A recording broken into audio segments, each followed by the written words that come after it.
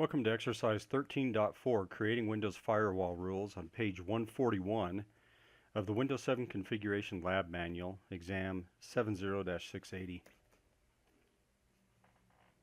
So the overview of this exercise is the port you opened in exercise 13.3 enables clients to access the default website hosted by your web server, but not the intranet website. In this exercise, you will use the Windows Firewall with Advanced Security Console to create rules that will enable clients to access both websites. So starting with step 1 at the bottom of page 141, click Start, Control Panel, System and Security, and Administrative Tools. Double-click the Windows Firewall with Advanced Security, and select the Inbound Rules container. Scroll down to the bottom of the list until we get to World Wide Web HTTP traffic in.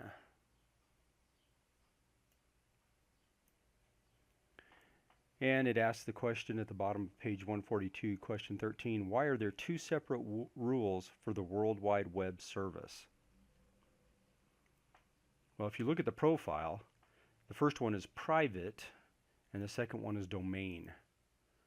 So if you're on a private LAN, this rule applies to that. If you're on the domain or in public, then the second rule applies.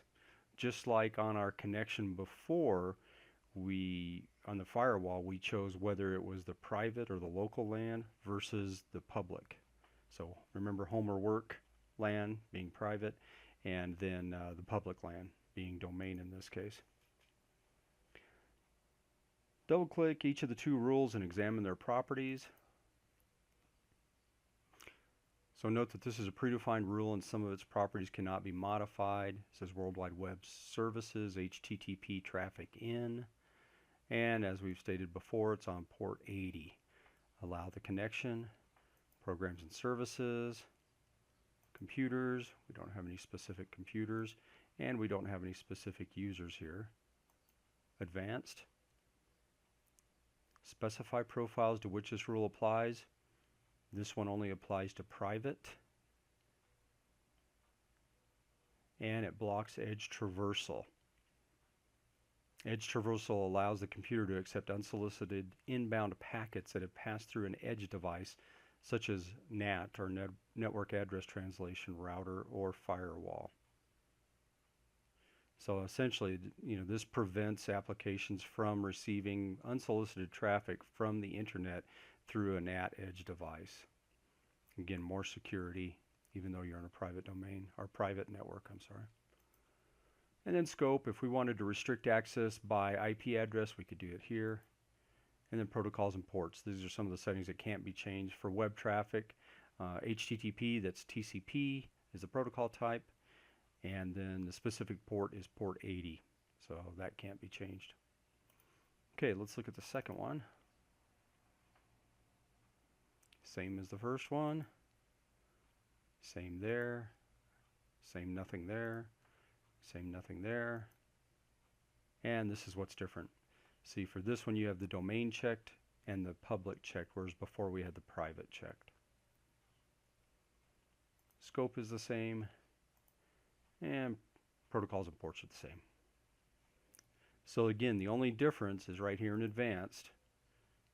This rule applies to the domain and the public, whereas the other rule applies to just private.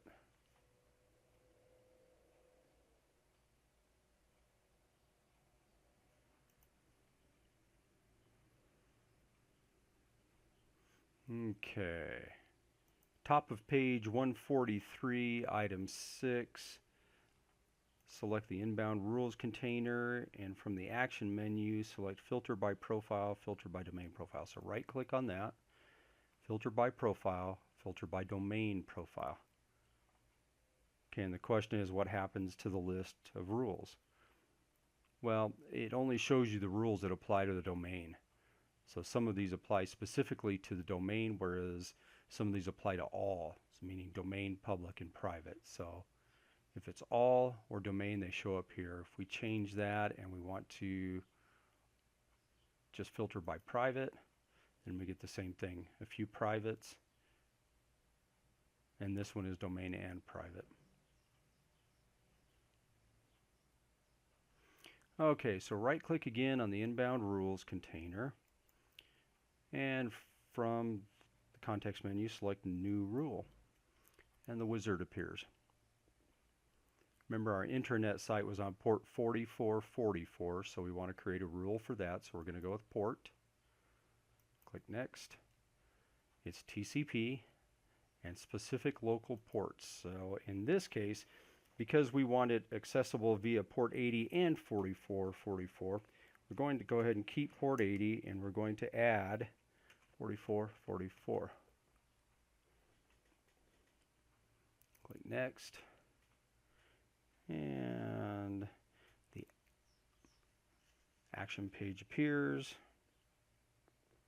And we want to allow the connection. Let's see that default. And now we want to clear public and we want to clear private, leaving only domain box checked. Click next and we name this rule. And at the top of page 144, step 12, it says to name it Lab Web Server ports 80 and 4444.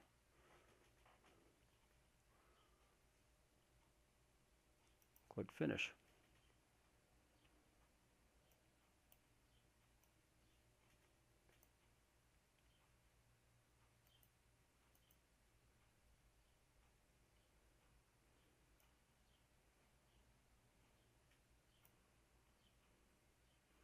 Let's change our rules.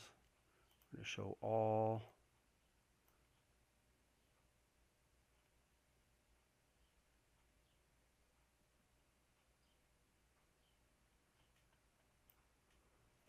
And you'll see at the top right here is the new rule that we just created. So question 17 at the top of page 144, how would the rule creation procedure you just performed differ if you wanted to restrict client access to the internet website to computers on the local network only? Well, if we go back in, remember under advanced, we could do private. If we wanted to do a subset of the computers on our private, then we could actually add a scope. And we could say only these IP address or this range of IP addresses can access this.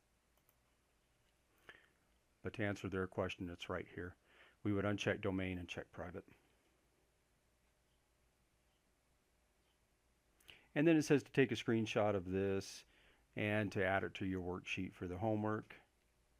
And then it says to close this and go back to your test machine and now see if we can remotely access our web server from a second machine.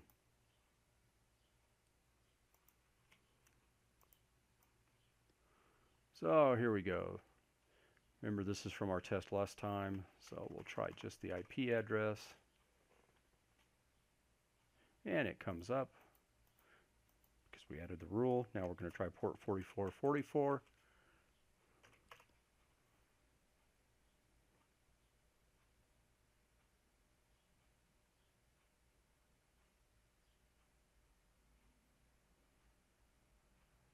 And it's thinking. Again, I need Jeopardy theme music here. And it says it's not available. Okay, so what did we do wrong? Let's go back and look. Control panel, system and security, administrative tools,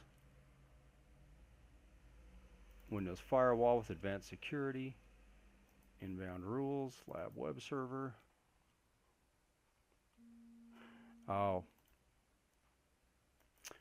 So I don't have a domain set up like they do in the lab. I am on a private. So we're going to, that was where I goofed. So I need to click private, click OK. And now let's try this again.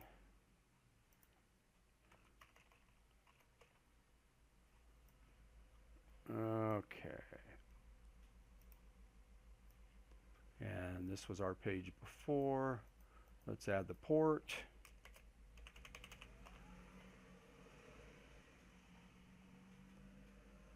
And it comes up. All right, that completes exercise 13.4.